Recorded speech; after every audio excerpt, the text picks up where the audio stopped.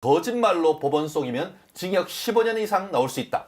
지금 이화영에 대해서 뇌물죄 그리고 뭐 대북 송금 문제 이런 부분으로 해가지고 오랜 기간 재판이 수원지방법원에서 이루어졌고 그 과정에서 작년 6월 달에 이화영이 마음을 샥 바꿔가지고 옛날에 딱 잡았대다가 그 대북 송금 800만 불 쌍방울 마치 현대 그러니까 DJ가 대북 사업할 때 현대 정주영이 끼어가지고 이렇게 사업을 해서 성공을 했듯이 우리 이재명 경기지사님도 이거 대북 사업 하려고 하면은 기업을 끼워야 돼요 라고 하면서 자기가 용돈 받고 거기에서 근무하던 쌍방울을 데리고 와가지고 북한 사람 만나고 그 과정에서 대북 들어가는 뭐 통행료 300만 불 또 스마트팜 500만 불 뭐 이런 식으로 해서 우리나라 돈으로 100억이 넘는 돈을 보냈다고 합니다. 그 과정에서 그걸 지를 위해서 했겠어요? 근데 그거를 딱 잡아떼면서 이재명과 관계없다고 했다가 드디어 지난 6월 달에 내가 이거 다 보고했어 라고 진술했었는데 그럼 어떻게 되니 심판인지 정성호 누굽니까? 이재명 사법연수원 동기고 지금 뭐 국회의장 나온다고 하는 사람 이게 편안하게 만나가지고 깜빵에서 야 이재명 대통령 되면은 너 이렇게 어떻게 해가지고 나올 수 있잖냐 좀 잘해 뭐 이런 얘기를 했다는 지금 언론 보도가 있죠. 그러고 난 다음에 태도가 싹 바뀌었어.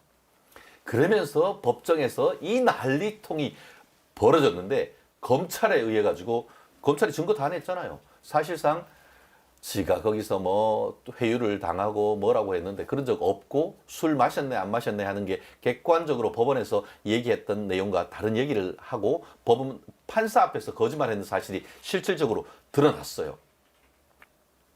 이 상황 한동훈 비대위원장은 사상 초유의 대한민국 역사상 가장 악랄한 사법 방해다라고 얘기하고 있는데 이 기자께서 KBS에서 정말 오랜 기간 20년 넘게 기자하셨는데 이런 거 본 적 있습니까? 이게 이제 저는 이 사건을 보면서 두 가지 포인트를 잘 봐야 된다. 첫 번째 포인트는 대북 송금 사건이잖아요. 대북 송금 사건. 자, 두 번째는 사법 방해 이런 건데요. 그렇죠. 역시 야마를 팍 잡으시네. 우리가 잘 뽑아내잖아요. 예. 대북 송금 그러니까 이 민주당 쪽 그 뭐 의원들이나 지지자들이 이렇게 법정에 가서 난리를 치고 근데 일반 형사 사건이나 이런 데서 별로 볼 수 없는 총극이지 않습니까? 그렇죠. 저도 별로 20년 볼수 넘게 없는 변호사하지만 이런 건 처음 보는 것 같아요. 예. 저도 취재하면서 이제 법정에 가서 법정은 녹음이 안 되잖아요. 그렇죠. 그래서 뭐 재판장 이야기하는 걸 막 메모를 한다든지 이렇게 해서 많이 들어가 본 적이 있어요. 그러면서 살짝 녹음도 하죠. 녹음 안 합니다. 절대. 저는 클리어합니다. 저는 법을 잘 준수합니다. 그래서 하다 보면 다른 사건들에 대한 어떤 피고인들도 보게 되죠. 그렇죠. 예. 들어갔다가 뭐 좀 기다리는 시간이 그렇죠. 있거나 예. 보게 되는데 재판정에 들어와서 이렇게 난리를 치거나 일종의 무력 시위죠. 무력 시위죠. 권력 시위지 시위를 진짜. 예. 하는 경우는 거의 본 적이 없어요. 그런데 저의 경험상 보면 작년에 우리 KBS도 그런 일이 있었는데 창원에 민노총 간첩단 사건이 있었잖아요. 맞아요. 예. 창원 민노총 간첩단 사건. 스인가 뭐 히읗자 막 해가지고 예 맞아요. 희한한 그 사건. 그리고 이번에 이 이화영의 대북 송금 사건. 예. 이럴 때 왜 이렇게 이 세력들이 무력 시위를 하거나 또는 민노총 세력이 그 방송만은 그 사건만은 보도하지 않아야 되겠다 해가지고 그렇죠. KBS가 제가 사실 그 농성을 시작하게 된 예. 그 최초 발화점도 그겁니다. 그렇죠. 민노총 간첩단 사건을 KBS가 한 줄도 안 썼어요. 근데 기사 검색을 해보니 쓴 기자가 없어. 기사를. 아이고야. 자, 그런데 이런 거 있잖아요. 왜 북한 관련 어떤 사건이 벌어지면 민노총 세력이나 경기 동부연합이나 그렇죠. 이 이화영이나 왜 이렇게 예민하고 민감하게 대응하느냐 이거예요. 발호한다 이런 말이 완전히 맞겠죠? 예. 너무 너무 센가? 발호하는 이런 왜 과잉 반응을 왜 예, 보이느냐. 과잉 반응. 예. 알레르기 반응 뭐 이런. 왜 그럴까요? 결국 도대체 왜 그럴까요? 배후에 북한이라는 어떤 이슈가 있기 때문이죠. 커넥션? 예. 혹시 커넥션 있나? 이화영 씨가 강력히 추정되죠. 예. 뭐 그런 어떤 의심이 들죠. 의심이. 네. 뭐 창원 간첩단 사건 같은 경우도 지금 복귀를 해봐도 저기 태국입니까? 어디 뭐 어디 가서 뭐 캄보디아입니까? 맞아요. 가서 예. 공작금을 받고 그걸 가지고 와서 또 어떻게 하고 우리나라의 보안 시설에 대한 정보를 수집해서 다 해가지고 뭐 보고하고, 텔레그래프입니까? 예. 그거로 암호로 보내고 예. 간첩이죠, 간첩. 그죠? 그런데 이런 사건들이 만약에 일본이라든지 영국에서 벌어졌다면 BBC나 NHK가 보도했겠습니까? 안 했겠습니까? 당연히 하죠. 당연히. 예. 당연히 해야만 하죠. 당연히 하죠. 그런데 예. 민노총 세력이 배출했던 어떤 그 KBS에서는 보도를 안 했죠. 아, 지금 이제 뭐 거버넌스가 바뀌어서 이제 그런 일은 없을 것 같은데 지금 이화영 사건도 보면은 이제 그런 측면에서 북한이라는 이슈가 그렇죠. 묻어 있기 때문에 네. 이렇게 과잉 반응을 하는 것이 아닌가. 북한 눈치 보는 겁니까? 뭐 눈치를 보거나 아니면 커넥션이 있다는 의혹을 받을 의심을 받기 충분하죠. 그렇죠. 실질적으로 그 안부수, 또 이화영, 그리고 또 쌍방울의 김성태 이런 사람들이 실제 중국 가가지고 북한 사람들 만났잖아요. 네. 네. 그러면서 그거 대북 송금하면서 800만 불을 어떻게 보냈냐? 정상적으로 그때 보낼 수가 없었어요. 왜냐하면 대북 제재가 있었으니까 트럼프가 하고 누구야 그 뚱땡이 아저씨. 예. 북한의 뚱땡이 아저씨잖아요. 거기 하고 해서 그 하노이까지 갔다가 예. 이른바 하노이 노딜 되면서 예. 북한에 대한 유엔 대북 제재가 있었죠. 예. 그러니까 북한에 돈을 보낼 수 없어. 그러니까 어떻게 보냈는지 잘 아시죠? 예. 김성태가 쌍방울 직원들한테 지시를 해가지고 우리 아마 해외 출국하신 분들 잘 알죠. 10,000불 이상 해외 만불이죠, 반출할 만불. 때는 네. 다 신고를 해야 됩니다. 네. 그런데 책에 이렇게 해가지고 넣고 허리띠에 싸고 뭐 바리바리 그 쌍방울 직원들을 다 동원해가지고 저쪽 북한 쪽으로 비행기 타고 해외 밀반출하게 해서 거기서 공항 화장실에서 사람들이 다시 다 모여. 그럼 거기에서 쑥덕쑥덕 돈 이렇게 모은 다음에 딱 주면은 그거를 북한 사람한테 줬다는 거잖아. 예. 이게 이런 식으로 해서 모든 그게 정상적입니까? 정상적이라고 하면은 결국 스위프트 코드라고 해서 송금 코드 받아가지고 그렇죠. 그냥 정상적으로 보내고 하면 되는데 또 사실 김- 그 예. 쌍방울이라는 그 그룹이 전라북도에 어떤 그 근거지를 둔 어떻게 보면은 그룹사잖아요. 옛날에 쌍방울 쌍방울 트윈즈 트윈즈 아니고 레이더스 레이더스입니까? 맞다. LG LG 트윈즈죠. 트윈즈구나. 쌍방울이라고 이게 트윈즈라고 그래서 생각해. 쌍방울이라는 회사가 참 그 전라북도 지역의 그 유지들이 그렇죠. 만들어 좋은 놓은 회사였죠. 좋은 회사입니다. 예, 옛날 그 쌍방울 그 저 우리 어릴 때는 그 잠옷 그렇죠. 속옷은 속옷. 남자 그리고 뭐- 반스는 무조건 쌍방울이었죠. 선물하기도 하고 그렇죠. 뭐 직장인들은 예. 첫 월급 받으면은 예. 부모님께 뭐 쌍방울 예, 그렇죠. 쌍방울 내복 속옷 하고 이런 거 그렇죠. 선물하는 그런 좋은 예. 회사인데 예, 예. 이 좀 이상한 사람들이 달라붙어 가지고 쌍방울이라는 회사를 그냥 덜어 먹어버린 거죠. 그렇죠. 예. 그리고 거기에 뭐 마피아적인 요소도 좀 있는 것 같고 그죠? 그렇죠. 뭐 그래서 나중에 그거 제가 한번 쭉 한번 진짜 한번 그거 우리 둘이서 한번 그 쌍방울 일타 강사 한번 해봐야 될 것 같아요. 칠판 하나 딱 갖다 놓고. 그래서 이게 결국은 정체성이 불분명하거나 반국가적인 이데올로기를 가진 자들이 기업이나 어떤 정당을 장악하게 되면 이 나라나 그 조직이 폭망하게 되는 이 선례를 전형적으로 보여주는 거예요. 그렇죠. 그래서 이런 식으로 해서 어떤 문제가 되고 있는데 이게 결국 이제 사법방해 쪽도 그렇죠. 제가 예. 저는 사실 뭐 법조 전문이 아니기 때문에 우리 변호사님이 전문이시니까 이게 선진국에는 사법방해하면은 엄벌을 가하는 것 같아요. 그렇습니다. 사실 검찰이나 경찰에 나가가지고 거짓말을 하면은 예. 우리는 사실은 처벌이 안 돼요. 그런가요? 그게 뭐냐면은 자기 비호권의 연장이다. 그래서 그 방어권을 보장하기 위해서 거짓말을 한다고 해서 처벌할 수 없다는 이런 어떤 논리적 틀에 있어가지고 원칙적으로 참고인이나 피의자가 가서 증언하거나 법정에서 피고인이 거짓말한다 하더라도 네네. 그것을 처벌하지는 않습니다. 그런데 네네. 기능적인 측면에서 영미법은 다릅니다. 아하. 원래 우리는 선서하고 거짓말하면 위증죄로 처벌받죠. 그런 게 사법방해인데 우리는 선서하고 이제 그 위증한 케이스 그리고 또 증거를 이렇게 조작하거나 없애는 그런 정도만 처벌할 뿐인데 영미법, 특히 미국 같은 경우에는 아까 그 이 기자님 말씀하신 것처럼 검찰에 가서 적극적으로 참고인이 허위의 증거를 하거나 아니면은 피고인도 거짓말하면은 그걸로 잡혀 아작 내는 거예요. 쉽게 말해 예전에 미국 대통령 우리 빌 클린턴도 자기가 뭐 루인스키 관련해서 부적절한 뭐 그런 얘기 있잖아요. 그런 거를 지금 잘못했다가 특검으로 넘어갔었던 거고 실제로 지금 그렇군요.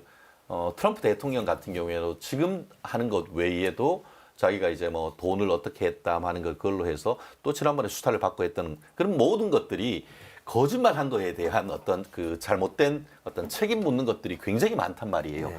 근데 우리나라는 아직까지도 어떤 그런 그 참고인이나 피고인의 거짓말을 처벌한 게 없다 보니까 법정이 뭐가 되냐?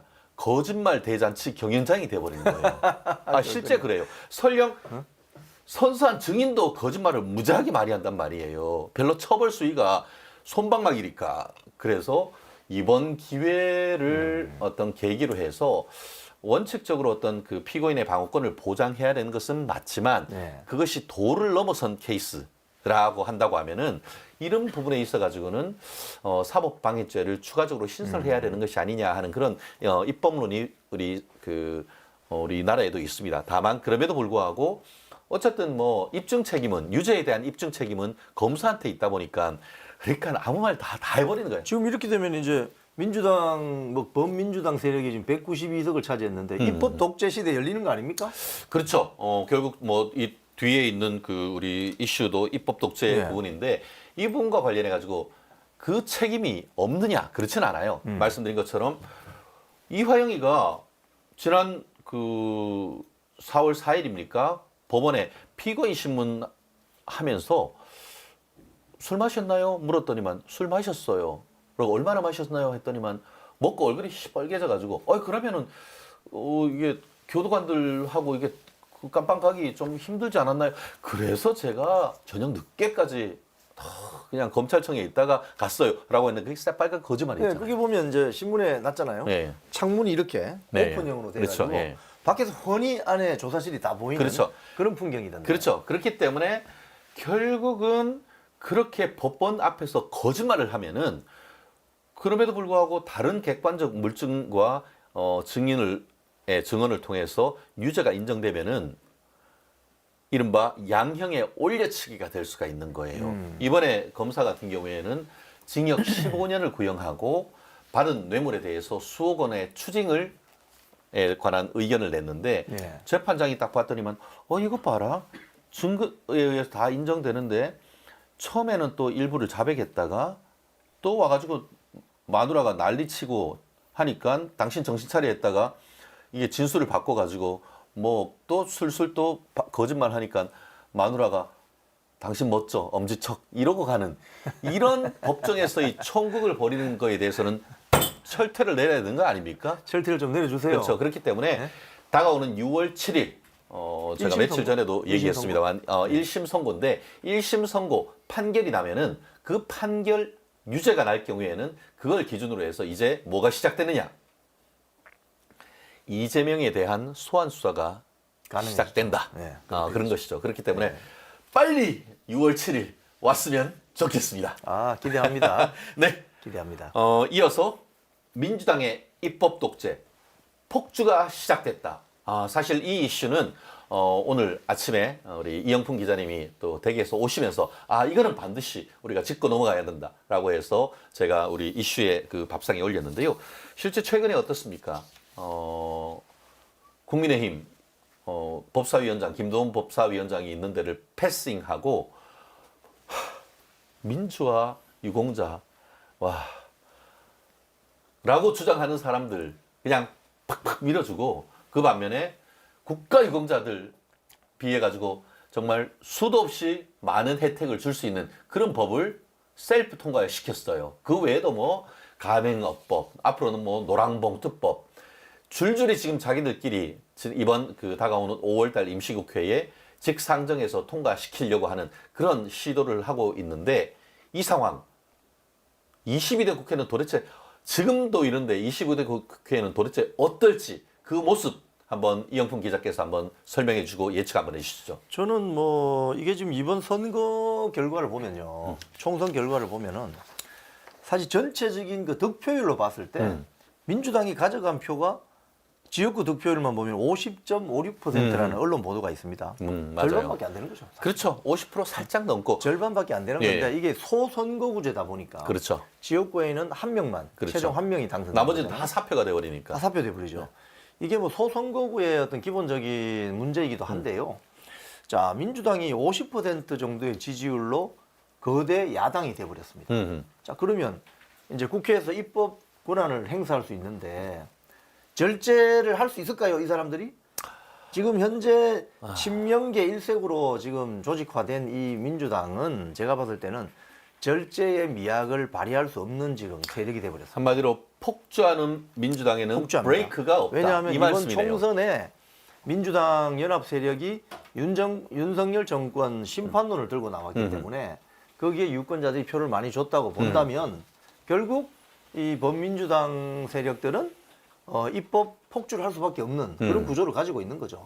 그래서 이제 그 분야별로 이렇게 보면 뭐는 이제 저는 방송 미디어 쪽 관심이 많으니까 지금 고민정 의원이 방송 3법 통과시키겠다고 맞아요. 어젠가 그젠가 그 뭐 민노총 진영 쪽에 있는 네. 현업자들 다 불러가지고 아. 국회 앞에서 그 뭐 기자회견을 하고 하더라고요. 제가 그걸 보면서 야 이제 이거 이제 큰일 났구나. 저는 그런 생각을 합니다. 왜냐하면 방송 3법이라는 게 이제 뭐 내용을 들여다보면 말이죠. KBS 사장, MBC 사장을 뽑을 때 현업자들의 의견을 아주 존중하겠다고 해서 현업자들이 사장을 뽑는 이사를 추천할 수 있는 권한을 주는 거예요. 말은 그럴듯하지 않습니까? 말은 그럴듯해. 말은 원래 저래요. 원래 그렇게 걔네는 정말 사탕 발림은 잘합니다. 네. 그런데 그 안에 든 것은 바로 독이 든 사과죠. 네, 당의정인 예. 거죠. 자, 당의정. 그래서 예. 현업자들이 가면 누구냐? 현업자가 누구지? 찾아보면 전 민노총 세력이 다 많은 민노총이야. 거죠. 예. 또 방송학회라든지 이런 저 학계, 학계도 대학 교수님들이니까 괜찮지? 알고 아닙니다. 봤더니. 그 들어가 보면 좌파 세력 일색인 거죠. 그래서 결국은 안에 들어있는 어떤 그 독이란 게 뭐냐면 범민노총 세력이 자기들이 지정한 사람들을 보내어서 KBS, MBC 이사를 뽑게 하고 그렇죠. 그 이사들이 사장을 추천하는 거죠. 그렇죠. 그렇게 되면 어떻게 되겠습니까? 두 단계, 세 단계를 거치지만 민노총이 좋아하는 사람이 사장이 되는 거죠. 그렇죠? 그렇지 않습니까?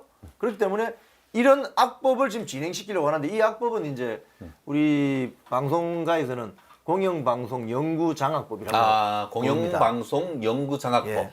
뭐 공영방송 지배구조 개선 법안이라는데 개선이라는 건 예. 좋게 만드는 거잖아요. 이 그러니까 용어 혼란 전술에 속아 넘어가시면 안 돼요, 시청자 여러분.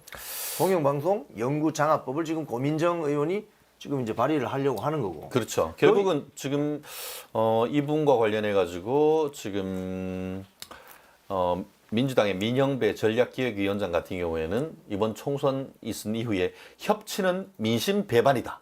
협치라는 말을 아예 지워야 한다. 이런 댕댕이 소리를 하고 있고요.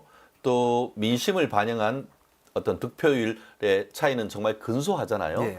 그러면서 지금 어떻게 보면 본인들은 윤석열 대통령과 국민의힘에 대해서 협치 만나자 뭐 그런 얘기를 하면서 뒷구녕으로는 자기들이 가진 모든 헌법적 권한을 완전히 그냥 브레이크 없이 마구 지금 휘두르고 있는 그런 상태 아닙니까? 그게 이제 입법 독재죠. 그렇죠.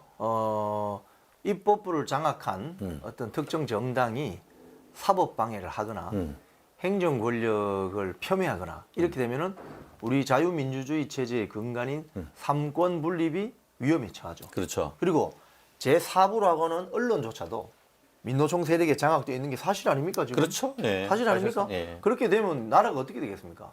범민노총, 지금 뭐 친이재명계 세력의 어떤 밥상이 돼버리는 거예요.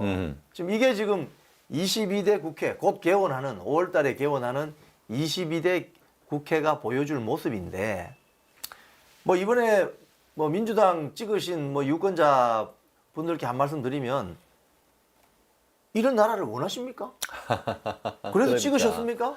그래서 곧 보시게 될 거예요. 그러니까 우리 그 국민들 앞에 어떤 지옥 같은 모습이 보여질지. 헬게이트가 열렸다 뭐 뭐 이런 취지인 거죠. 지옥으로 예. 가는 문이 열린 네. 거예요. 그리고 그게 내 개인의 어떤 불편함, 내 개인의 어떤 명예훼손 또는 손익 침해로 오게 될 때 그때 실감하게 되면 이미 늦은 거죠. 그런 시대를 지금 열게 된 겁니다. 참 정말 걱정이 됩니다. 지금 벌써 지금 쟁점 법안이 돼서 우리나라에 그 법이 통과되면은 이 사회적으로 많은 갈등이 일으킬 수밖에 없는 그런 법을 지들 마음대로 다 그냥 막 통과시키고 그것은 결국 그런 식으로 해서 그 법의 혜택을 받는 사람들이 자기 표로 연결되니까 그렇죠. 그렇게 되는 건 아니겠어요. 그래서 지금 아까 우리 여기 댓글도 보니까 뭐 민영배 의원 이야기도 나오는데요.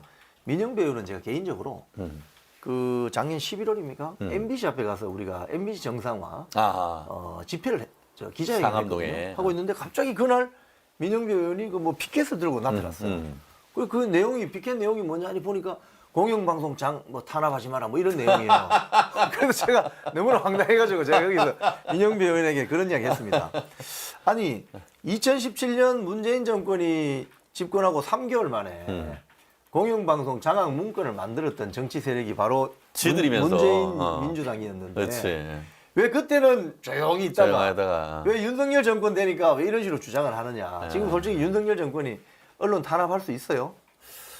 불가능하죠. 지금 오히려 윤석열 정권은 언론 탄압이 아니라 방임하고 있거든요. 그렇죠. 미디어 정책이 별로 없습니다. 그 실제로 뭐 그 언론 중재위원회거든 아니면은 뭐 관련되는데 사람 하나 보내려고 해도 다 못하고 있지 않습니까? 그래서 제가 민영배 의원한테 그런 이야기 했죠. 선택적 분노를 하지 마라. 음. 보편적으로 좀 분노해라. 선택적으로 분노한다는 게 뭐냐면 그 자체가 편파적인 거예요. 그렇죠. 예. 그래서 우리 저희들 기자회견 나오신 분들한테 혼이 났죠. 근데 이번에 홍군형 또 났구나. 공천 받아가 그 자리에서 저런 국회의원은 공천 주면 안 된다고 했더니 결국 또 공천 받아가지고 전략기획위원장까지 갔고. 그래요. 또 찐명이다 뭐 그런 얘기가 뭐 있는데 민주당의 앞날이 훤히 보입니다. 참 걱정입니다. 실제로 사실 입법 독재를 넘어서 방송 독재로 이루어질 가능성이 높은데 사실 이번에 21대 국회에 있었던 방송 과방위라고 하죠. 과방위에 있던 국민의힘 의원님들이 전멸했습니다. 전멸했어요. 다 떨어졌어요. 예, 공천을 못 그래서 받거나 다 떨어졌어요. 그렇죠. 그래서 뭐 그 박성중 의원이라든가 아니면 뭐 김영식 의원 그리고 또 홍석중 의원 뭐 이런 분들이 완전히 다 떨어져 버리고 그 반면에 정말 제가 진짜 걱정이 되는데 민주당 같은 경우에는 양문석, 김현, 최민희, 고민정 등등. 정말 진짜 정말 혀 깨물고 정말 죽고 싶습니다. 아니 진짜. 이게 굉장히 심각하게 보셔야 되는 거예요. 정말 이게 심각한 거예요, 진짜. 지금 국민의힘이 좀 이따 뭐 국민의힘 이야기를 또 하겠지만 과방위는 네. 특히 대선이나 총선을 지선을 앞두고 과방위는 굉장히 정치 쟁점화되고 어떤 여론전에서 혈투가 벌어지는 예. 아주 중요한 상임위원회거든요. 그러면 여기 과방위에서 정말 전투를 벌일 수 있는 예. 입법 전투를 벌일 수 있는 그런 국회의원들을 배치해야 된다는 전략이 있어야 되는 거예요. 그렇기 때문에 지난번 21대 국회의 원구성을 할 때에 저도 아직까지 정말 짜증 나는 게 그때 그 어떻게 보면 행안위하고 과방위를 이제 그 위원장을 주고받고 할 때 정청래한테 과방위 위원장을 줘버렸어요. 그렇게 해가지고 결국은 윤석열 대통령 초기부터 언론으로부터 엄청난 지금 비난을 받았던 거잖아요. 사실 전략적으로 봤을 때 전반기에 과방위 위원장을 국민의힘이 맡아가지고 끌고 왔었으면은 이런 식의 어떤 미디어에서의 어떤 기울어진 운동장을 만들지 않았을 텐데 그렇다는 점에서 다가오는 22대 국회에 있어가지고의 어떤 원구성 협상에 있어가지고 과방위라고 한다고 하면은 저는 과방위 위원장 정말 사수를 해야 된다고 보는데 문제는 지금 갈 사람도 싸울 사람도 지금 과방위 없다는 위원장 거죠. 할 사람이 거의 없죠 지금. 없어요, 박대출 지금. 의원 정도 남아 있는데 뭐 거기는 이제 삼선 네. 이제니까. 근데 그 이외에는 다 초선들이고 네. 이번에 또 뭐 언론인 출신들이 민주당 6명, 뭐 국힘 6명인데 지금 국힘 쪽 6명을 보면은 조선 미디어 그룹이 3명, 네. 출신이 3명. 동아 뭐 미디어 그룹이 한 명, 한 명에 뭐 KBS 뭐 재선 의원인 그 신성범 의원, 신성범 의원. 그다음에 비례대표로 MBC 사장 하셨던 김장겸 사장 예. 등이 있는데 제가 볼 때 김장겸 사장 빼고는 다른 분들은 제가 전투력이나 과방위로 참, 예. 본인들이 과방위로 가려고 할지 그거조차 그렇죠, 제가 맞습니다. 모르겠어요. 그래서 참 예. 걱정이에요. 이런 부분에 있어서 정말 우리가 악마는 디테일에 있다라고 하듯이 이렇게 하나하나 문제점을 지금 그 여의도 연구원이건 당에서 이런 부분에 대해서는 대책을 빨리빨리 세워가지고 사실 이 사람을, 과방위가 왜 만들어야죠. 중요하냐면요. 이번 총선에서 어떤 그 투표를 아주 투표가 아주 임박한 시점에 MBC가 어떤 이슈로 불을 붙였습니까? 대파. 대파, 대파 뭐 825원입니까? 대파 서울은 1입니다. 이런 것들 다 민주 서울은 다 1입니다. MBC. 대파 논란. 예. 다 MBC에서 벌어진 예. 일이죠. 예. 그러면 지금 방송통신심의위원회 방심위가 아주 강력한 견제 드라이브를 예. 하고는 있지만 이 MBC의 문제를 어떻게 할 것이냐. 이거 완전 제가 볼 때 사회적인 흉기거든요. 흉기. 그렇죠. 예? 예. 우리 사회의 건전한 토론을 저해하고 특정 진영의 일방적인 스피커 노릇을 하는 게 지금 그렇죠. MBC인데 공정한 척이라도 해야 되는데 공정한 척 하려고 하는 의사 자체도 없다는 거 아니에요? 근데 지금 MBC 사장은 저 국회를 못 부릅니다.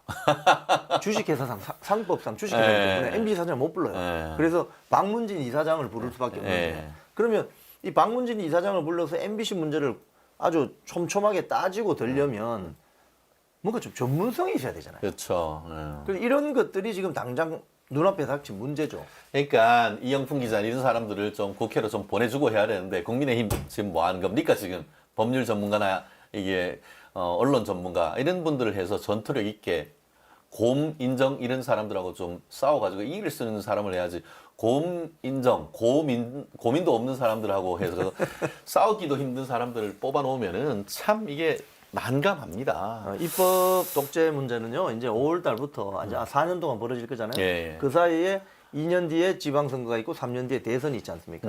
그러면 이 현재 이 원 구성되는 이 멤버들이 4년 동안 다음 대선까지 간다는 거 아니에요? 예. 그러면은 과방위 같은 이런 어떤 뭐 정말 양당의 프로파간다가 치열하게 벌어지는 어떤 그런 공간에서는 어떤 일이 벌어질지 뻔하게 보이는 거죠. 그렇습니다. 지금 그 JA 사님 이영풍 기자님 방송 언론 정상화 앞장서 주세요. 합장했고요.